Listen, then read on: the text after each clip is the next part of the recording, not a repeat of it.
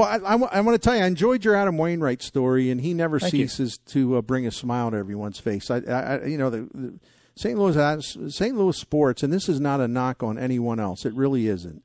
I'm not implying other players, don't try or anything. I'm not implying that at all.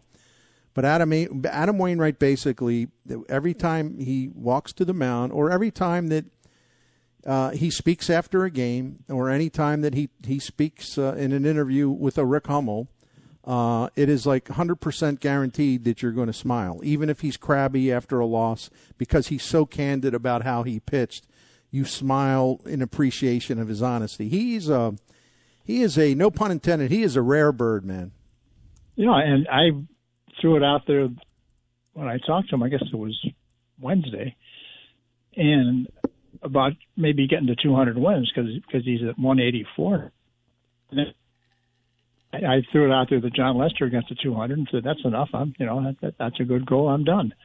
And Wainwright said, well, I'd like to have that because that would make me feel a lot better after those seasons I missed with injury. He missed one whole season in 2011 with the elbow surgery.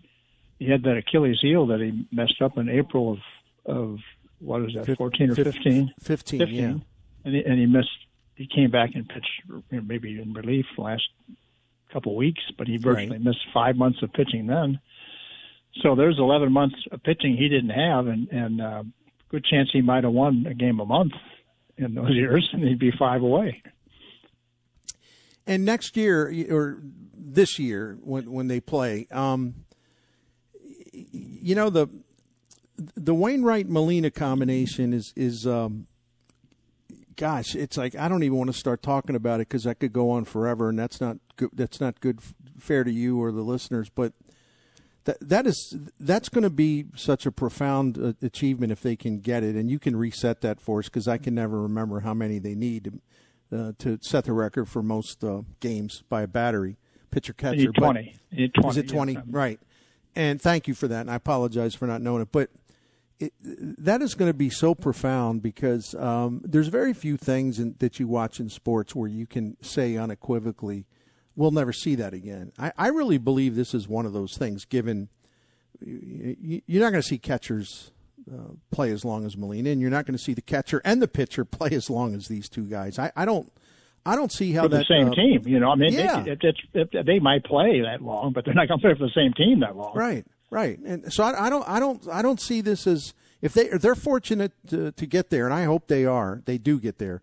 I just don't see this as something that a battery for one franchise will ever approach. I can't even think who might be second right now. Whoever's second is probably a couple hundred behind, wouldn't you think?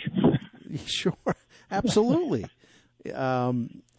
It's been unusual. It's been unusual because it seems to me that, career timelines have gotten shorter, and you made the best point of all. I mean, we're talking about for one franchise. That's really, really separates it. So, and they've both held up really well. I mean, yeah, Wainwright had the injuries, but I don't think either one of these guys has to apologize for playing just to play and playing just hanging around. I mean, yeah, Molina doesn't hit as well as he used to, but there's a lot of gold in his defense still, big time, and he's a great team leader. And Wainwright has been that season he had last year, and even before that, but that season last year when the rotation was just falling apart around him for the year that he turned in when he was approaching 40 years old. I mean, that was one of the best seasons a Cardinals pitcher's ever had. And I'm not talking about statistically. I'm talking about the statistics part of it was great too, but I'm talking about the context of the situation the team was in. Well, he made every start. How many guys? And he turned 40 in August, so he pitched as 40 for a while. He pitched the first game and only game of the postseason, and was masterful in that one. How many guys won 17 games last year? I had never really considered him a threat to get to 200. I'm thinking, wait a minute now. Right. He only has to win 16 this year to get to 200. I'm looking forward. We talked about this Molina Wainwright thing. I'm looking forward to talking to Mickey Lolich as we get closer. They get closer to that because I think he'll be pretty good. I think he'll be very respectful of what happened, and It's too bad Bill Freehan died just this last year. He would have been good too, I bet, to talk about it. Well, those guys, Cardinals fans, I can relate to them because I was, a kid in Baltimore. But I can't tell you the number of times Lolich and Freehan, even those great Orioles teams couldn't tangled with them and really always had a hard time. And then, of course, the '68 World Series. Those guys were great. I mean, they were really great and they were fun. And if they're going to have a record broken, I think, well, as you said, Bill Freehan can't talk about it, and I'm feeling kind of stupid for bringing that up. But anyway, Mickey Lolich will be great on that. But if anyone's going to break their record, I would think that they would be Lolich and Bill Freehan's children or whomever would be.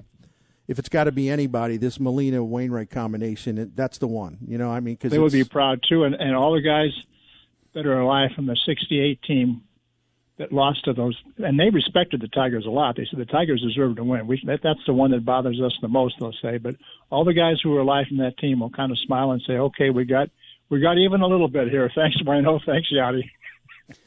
Well, Commish, looking at the Cardinals, and I'm still determined to be, even though I fuss and growl about the state of the labor negotiations, and I will ask you about that in a few minutes, but I still insist on talking baseball because we know they're going to be back at some point, and the Cardinals will have some things to tend to. So let's reset, because you and I talked about this a lot going into the off season.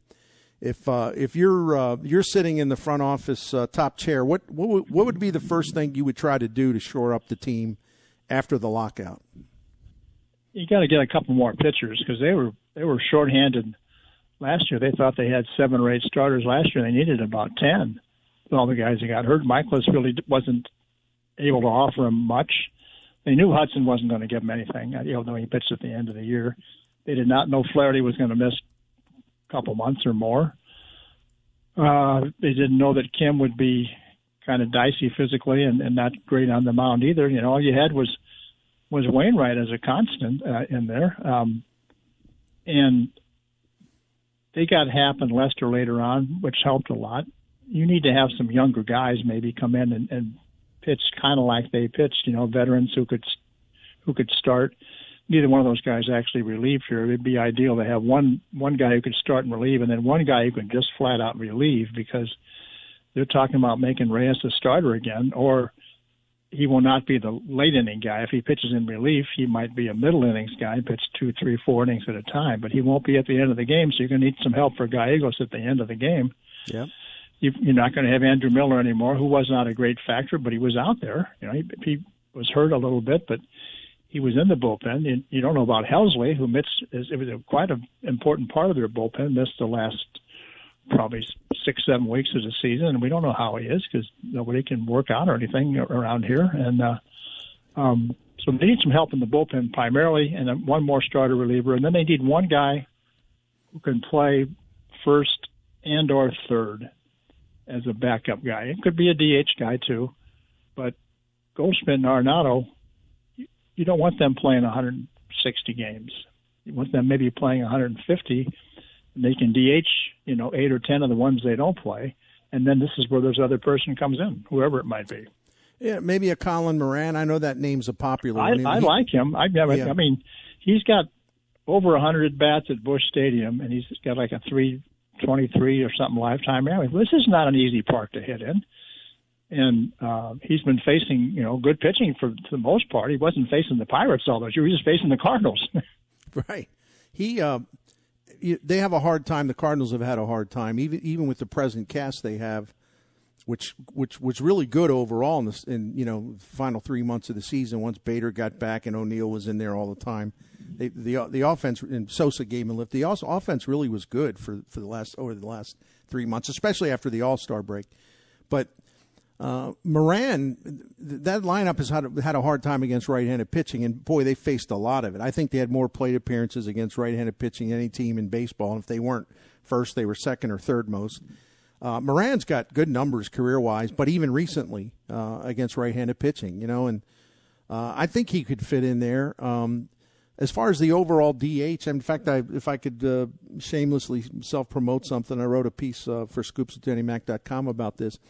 I'm still very much of the mindset of spending money on pitching, and if they're determined that Gorman's going to be a part of this club, and Yepez is going to be part of this club, I would like to see a lot of those DH at bats go to those guys, because there's no point in having him on the bench not playing. There's no point in stashing him in the minor leagues. I mean, what's Yepez going to do in the minor leagues? I mean, he destroyed the AAA last year, and Gorman wasn't far behind. So I'm more about maybe reinforcing that pitching staff, and then this will be a great opportunity to get at bats for those two guys, because I think they're going to be really good. And the sooner you get them in there, the sooner they'll get to their point where, yep, they're really good. I'd be tempted to keep Yepez maybe, but Gorman, they need more help left-handed. Let's say they did not have Colin Moran, who is a left-handed hitter. Right. Then they're going to need Gorman to be that guy. Except I'd rather see him play a little bit longer in AAA. Neither one of those guys had a whole season in AAA. Gorman only had half a season, and Yepez about the same. They started at AA last year. So that's a pretty big jump from AA to the big leagues in 1 year. Right. They'll both be here during the year. I'd rather see, if those guys are here, I'd rather see them play and have some of your veterans rest in DH. I don't think we have to have the only DH guy I could see that I would have any interest in at all, strictly as a DH, would be Schwarber, because he can get on base, he can hit home runs. But other than left field, where he's barely passable, you don't want to issue him a glove. That first base that he played for the Red Sox, or tried to play in the championship series last year, was comical. And he doesn't play third, and he doesn't play right, and doesn't play center. He shouldn't play anywhere. But if you wanted to have one strict guy for DH, well, that's your guy. But I think they want to have somebody they can actually put out in the field and trust him to wear a leather once in a while. And they do have options. Like we were talking about this. By the way, the great Rick Hummel is with us here on the Bernie Show with Jim Hewer. Jim Hewer and I were talking about this earlier this week. If this was a year ago, and actually a little longer than a year ago, maybe 13 months ago, and you were looking ahead at a DH situation, boy, there would have been, kind of a glaring need, because we didn't know whether O'Neill was going to finally find it and get planted in there and come up with the kind of year he did. Bader still was showing signs that he was going to be baffled, continue to be baffled going against right-handed pitchers, striking out too much and all that. Carlson, I think we had hopes for, but he was a rookie. Arenado was not a Cardinal, and there really wasn't anything percolating that he would be if you go back about 13 and a half months. A year ago, roughly a year ago, yeah, there would have been in fact, I on the radio here on KFNS, I used to talk about go get Schwarber. I don't know why you didn't. I was all in on that, but they seem like they have more options now, and that's a good thing. I think their depth has improved if you factor in the eventual promotion and appearance of some of these young guys. Well, and you also have Nootbaar, who became a big league player when he came back the second or third time, and you don't have to make him the DH. He can play, but give one of those other outfielders, or give all three of them a day off from the field a week. You play Nootbaar 3 or 4 games in the field, and you give each other guy one day off, because he can play all the positions.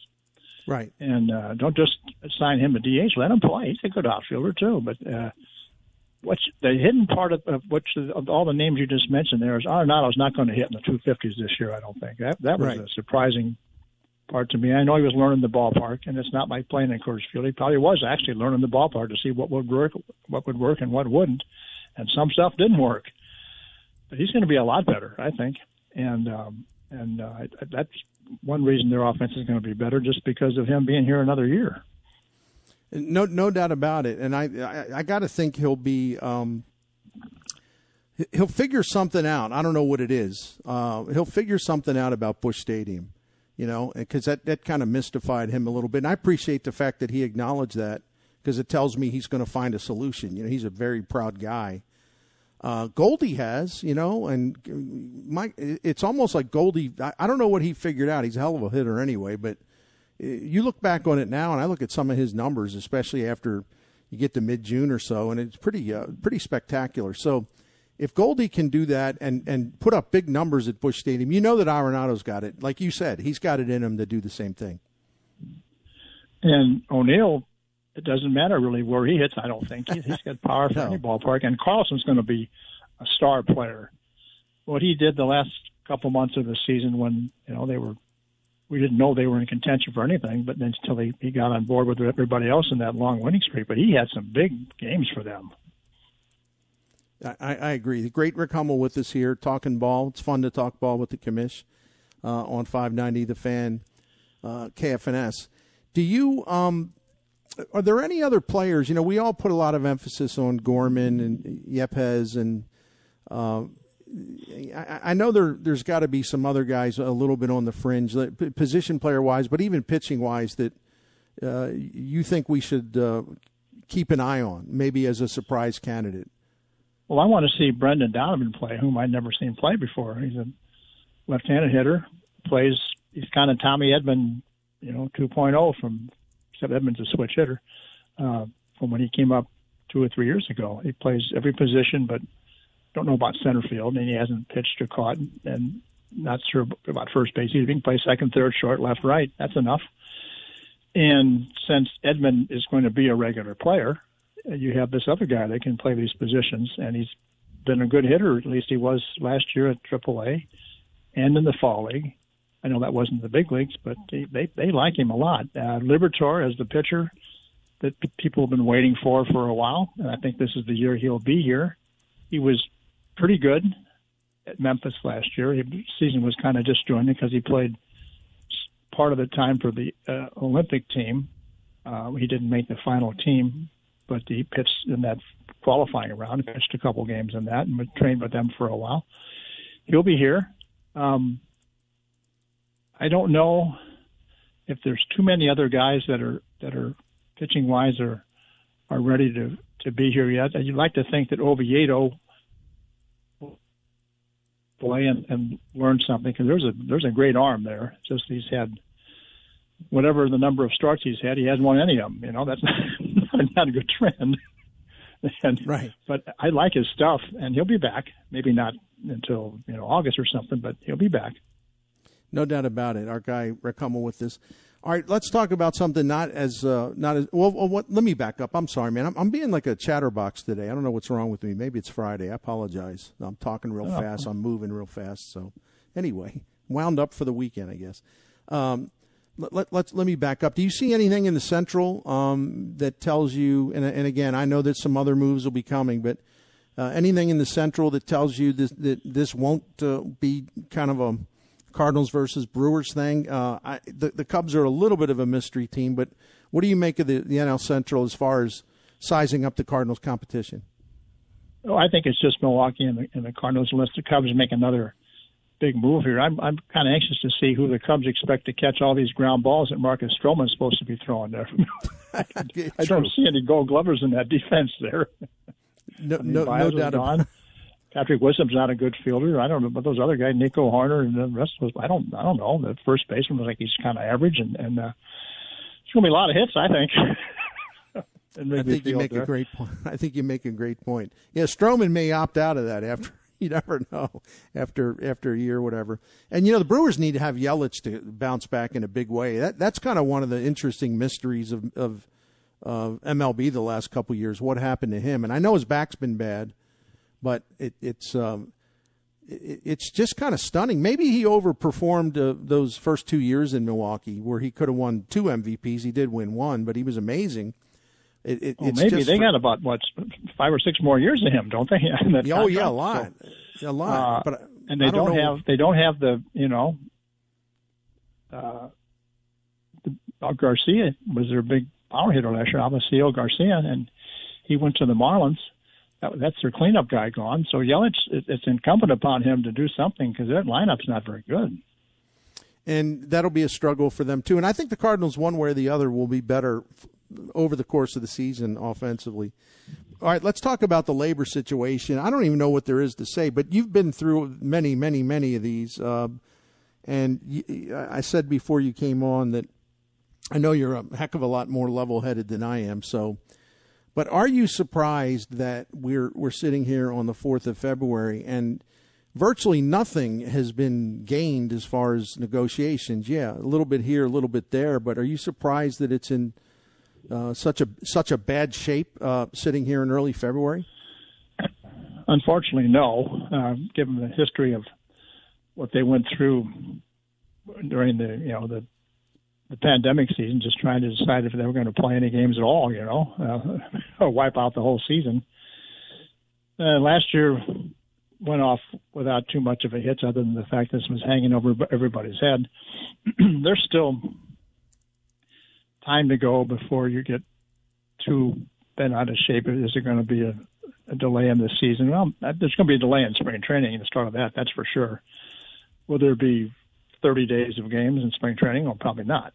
Will there be 20 days of games? Well, maybe. I mean, you still have another week or two. We'll have a pretty good idea maybe when the owners finish their meetings in Orlando next Thursday, when Manfred has to speak afterward, whether we're going to have because the Players Association will be down there too, so there'll be some talks down there. So I wouldn't slam the door just yet, but I would rather not know anything about any of this stuff until they're almost ready to sign an agreement. Then I'm ready to get interested. I think you make a point. I took a vow not to get, not to like do a running commentary on this stuff. And, I think Jim Hewer would agree. Yeah, I go off, here and there, but for the most part, not getting caught up on it on a daily basis. And I didn't think that offer to go to mediation by Manfred and the owners, I didn't think that was going to go anywhere, because it's no. These mediation things, all about that. I mean, these mediation things, in baseball negotiations have never really achieved anything, so it actually makes it worse in a way, because the frustration intensifies.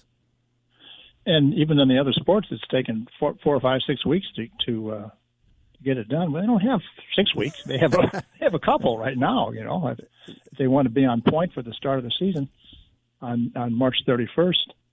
I think both sides, they might offer lip service to this, but they've sorely underestimated the rancor of the fans here toward both sides.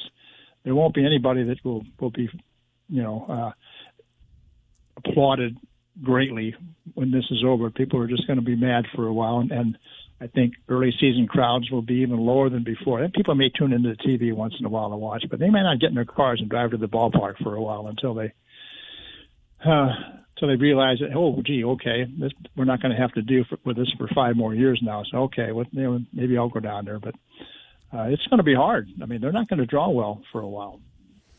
Commish, I'd really I know all of us would appreciate your perspective on this, because you've been covering ball in this town for such a long time, and you've been there for some lull periods and some periods where the attendance wasn't what we now have come to expect it pretty much every year. And I want to ask you, do you think because of pandemic and the lost season as far as having fans in the ballpark, plus the uncertainty going forward in 2021, and even then when they opened the ballpark, I'm sure there was still some apprehension.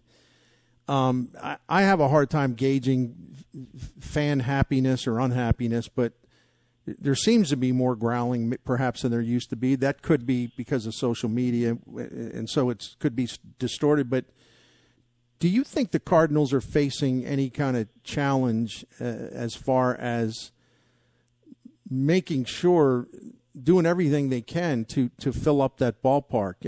I don't know if a little bit of a bloom is off the rose or what. It seems like it at times. Empty seats, even before the pandemic. What's your state of the franchise in terms of, real diehard fan loyalty that results in pretty much sellouts for every home game? I don't think we're going to see that for a while. I think people are there's a certain element of people, a fan base that's reluctant to go downtown just because of some of the stuff that's happened in the city and a lot of different cities, but ours included, where it hasn't always been the safest proposition to zip down there.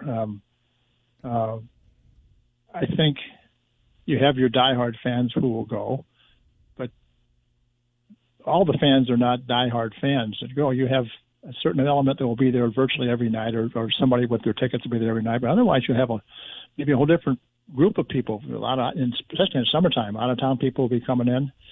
I just don't see those constant 40,000 crowds because people are leery about a whole bunch of stuff. Sure, I mean, the team's good enough. The team's interesting.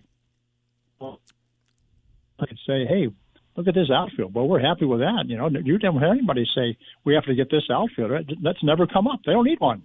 That's right. I know that's a lot has changed in a year on that front. That's for sure.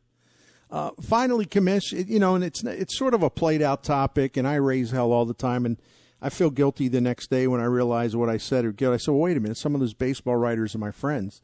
So I just when I go off about the Hall of Fame voting, but I how much I respect you is.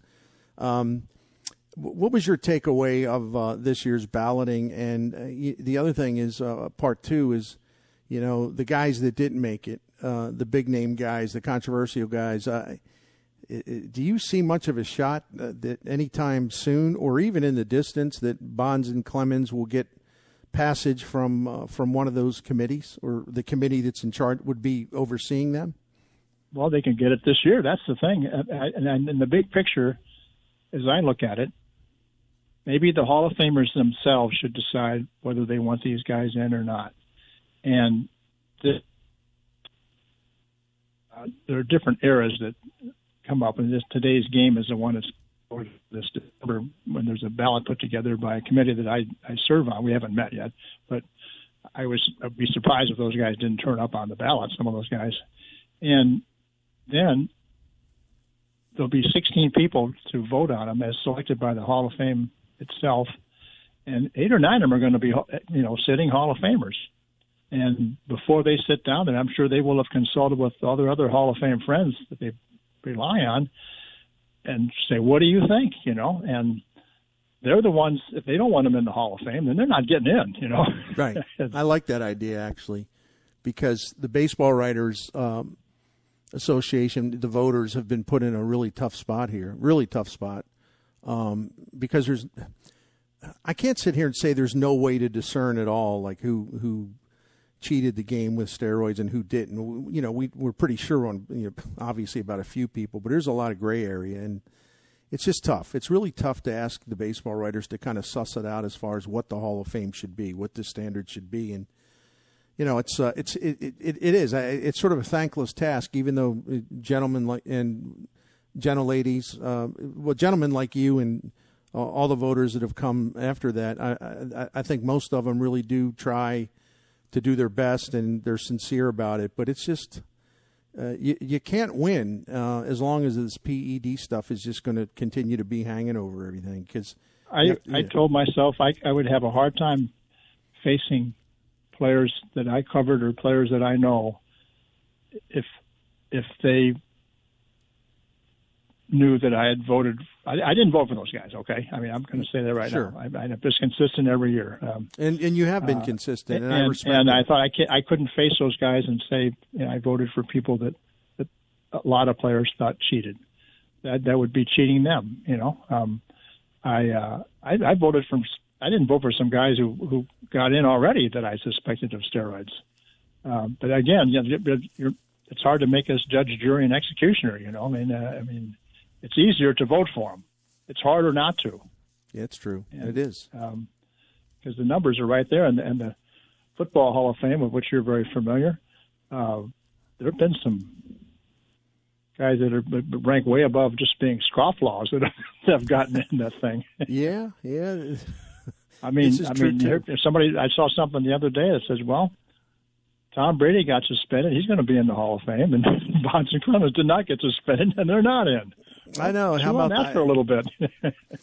Well, the difference I would say is that at least the Pro Football Hall of Fame, and it is the Hall of Fame instead of the voters, the people that run the Hall of Fame, they're very clear about. They really don't care what happened off the field. They make it easier. No, they really do. Right. They're real cut and dried about it. I mean, it's like I can tell you a couple meetings that, Lawrence Taylor, for example, to tell one tail out of school, there there were a few voters in that room who were like, well, look, this guy did this, he did that, he did this. He's right now, he's in the middle of that. And, what do you guys recommend? And he's talking to the people that run the Hall of Fame. Like, should I take that into account or ignore it? And they basically said, you base it on football only, period. Well, so play on. I know. So at least there's clarity, right? At least there's clarity. I like that. I know. Well, Commish, lovely talking to you as usual. So thanks for giving us some time on this Friday night. I enjoyed it. All right, pal. We'll take you up on that because you're too good to talk to. I enjoy it, and I miss you when we don't talk. I enjoyed just as much as you do, if not more. Thank you very much for having me. All right. That's our friend Rick Hummel, the great one here on 590 The Fan KFNS. And we have to take a break. But, Jim, before we go, I think you and I have been very consistent on this. We find a lot of fault with the fact that the baseball writers are in this situation, and they tend to be inconsistent, a lot of them. Not all of them, but a lot of them. And you have said this, my friend, many times, and I have said it many times. Like, I actually respect people, although I may disagree with my friend Rick Hummel about voting for a Bonds or a Clemens or not voting for them. I may disagree. But as Commish said, he's always been consistent with his belief on this. Like, he's never voted for them. And again, I may disagree with that, but that doesn't. I respect his consistency of just maintaining his position and not flip-flopping and not going back and forth and not making exceptions for other people. He's been very, very consistent, and I reserve a lot of respect for people who are at least consistent without operating with all these double and triple standards. I can't disagree with that. What Rick just said is, there are guys in right now that I didn't vote for because I suspected they were as well. I mean, that's true consistency. And how can you not respect that? That's the bottom line. Part of, I will disagree with them, but that's fine. My thought is, hey, they were Hall of Fame talent. That's always been my thought process. We're talking about Bonds and Clemens. They were always Hall of Fame talent before then. But you know what? If you're consistent with it, I don't have a problem with that. That's right. That's right. That's part of the process of why we have, we don't have 4 voters. We have multiple voters and people who've been around the game and so they can speak to all this because everyone experiences it differently, right? Right. Covering the game. And he's seen so many things that I have never seen. And has spoken to so many people that I've never spoken to about, the process, not only just what we're talking about, but just the game in general. So, that's part of it. Another quick, just a quick follow-up on something we talked about. I was doing some research today, Jim, because I was curious, because I'm in favor. It's not all like hard, it's not all cut and dry where it's like one or the other. It's got to be 100% or nothing. It doesn't make any sense. But I'm in favor if the Cardinals believe that those 2 young hitters, and I would put Nootbaar on there too as a third, but we talked about this earlier. If Gorman's ready to play and they believe, he's as good as they thought he would be and he's ready, he's got to play. And there's nothing wrong with using him as a DH. He doesn't have to play second base. He will get some time at second base, but he doesn't have to be there like all the time where you're worrying about, well, he's got to play. There's the only way he's going to get better defensively. More on that in a moment. And the same with Yepez. I don't know what exactly he can accomplish anymore at AAA because he had incredible numbers there last year, including as a right-handed hitter. I mean, he just pounded right-handed pitching. So I agree with Rick Hummel. I mean, maybe the Cardinals figured, especially if there's a very short spring training, it'd be better to just let those guys start off the year at Memphis. Now, my thing would be don't stash them down there too long. If they're ready to roll, they're ready to roll. And I like the idea of young players handling a lot of the at-bats at DH. And after doing a little research, I feel even more strongly about that because history tells us a lot.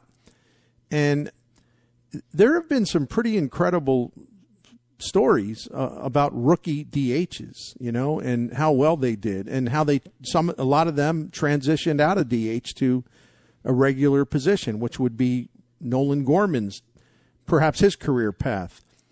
But, you know, if you look at it, you know, two rookie DHs have won Rookie of the Year awards. You know, my guy Eddie Murray back in 1977, Bob Hamlin of the Royals in 1994. Miguel Sano for the Twins, he finished third in Rookie of the Year voting as a DH. John Olerud finished fourth in 1990. Josh Phelps of the Blue Jays finished sixth in the Rookie of the Year voting. So it isn't a matter of like, well, you can't put a rookie in there. You know, you don't want, I don't know if they can handle this. No, actually, a lot of them have handled it very well. And if Gorman and Yepez are as, again, if they're at that level that the Cardinals and Keith Law and all these other people say, then I think they'd be fine swinging the bat. That's what they do best anyway. So in 2019, Yordan Alvarez, of course, for the Astros, made his debut at DH, and he's pretty much stayed there. But he smashed his way to a .637 slugging percentage, 23 home runs in 2019 as a DH. Fred McGriff for the Blue Jays was there as a rookie, was a DH. 900 OPS in 1987. Other rookies that have put up some pretty damn good numbers as DHs. Jeremy Giambi, Travis Hafner, Johnny Gomes, Billy Butler. Just this past season, the AL Central White Sox used rookies for about 335 plate appearances at DH. It doesn't mean that if you use a guy as a DH in his rookie season, that it's going to hinder his defensive development and you're kind of relegating him to stay at DH. Not at all. I remember this vividly because, you know, that was the team I followed. Earl Weaver in Baltimore had a really good first baseman in Lee May, and Lee May was still hitting for power. Eddie Murray was ready, and Earl Weaver said, well, the heck with this. He's the DH. He can DH for years. There's nothing wrong with that. And there wasn't. Eddie Murray and John Olerud, who each served as the DH of their teams in their rookie seasons, they each went on to win 3 Gold Glove awards. And so many others, like Fred McGriff, you know, earned a lot of respect for their defense, and I can name a lot more. The other thing that's interesting about this to me, the DH position, Jim, has not produced as much offensively as I expected to find out when I ran the numbers. Mm-hmm. Over the past 5 seasons, MLB designated hitters as a group batted .243. They had a below average on base percentage, and they did have a plus slugging percentage, but it's nothing like you look at and go, wow. It's like .436. Since 2017, the DHs have performed at about 2% above league average offensively. Can you believe that? That's it, huh?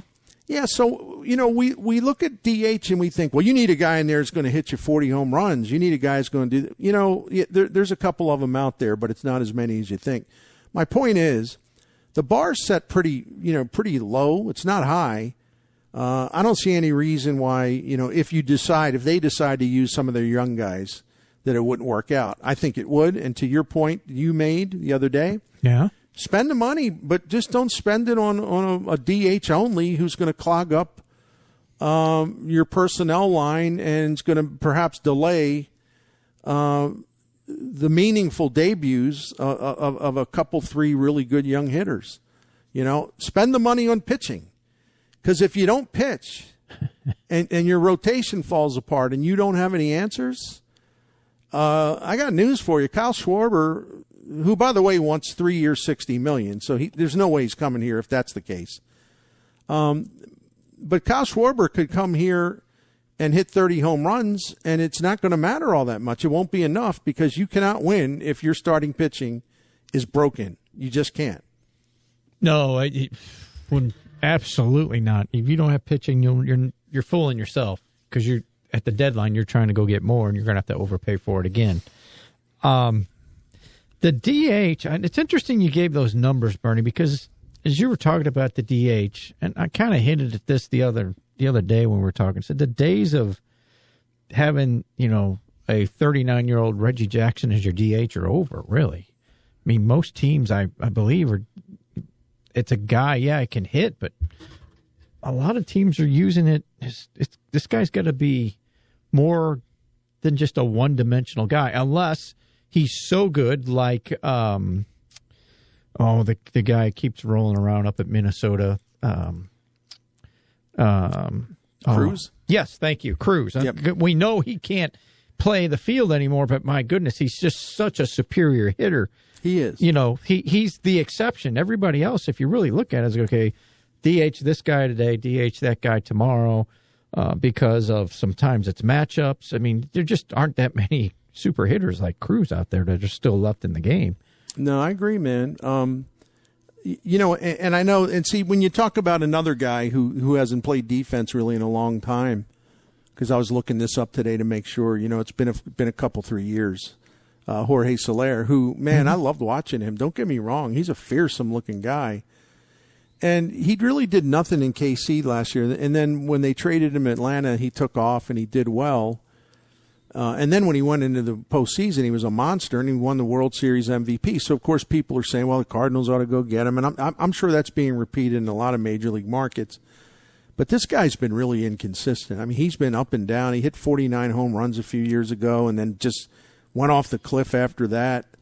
It was sort of a Jekyll and Hyde 2021 for him. So, you know, tell me which Soler you're going to get in a pitcher, an extreme pitcher's park, batting right-handed. Tell me what we're going to get if you spend money to get him. See, people assume, oh, he hit all those home runs in the World Series. Well, okay, is that going to be the guy that shows up, or will it be the guy that didn't hit for the Royals for about a year and a half, almost 2 years? You know, so it's not as simple as it seems. But if you have a collection of young guys who can share the DH position, and also get some time in the field, that's the point. You can move them back and forth. That's a good way to kind of go about it. And I know a lot of people respectfully disagree, and that's okay too. It's baseball. We don't all have to agree. So that's all good. But I just wanted to follow that up. All those good rookie DHs, though. My goodness. More than I thought. Yeah. And there's even other guys, man. I didn't even go through the whole list.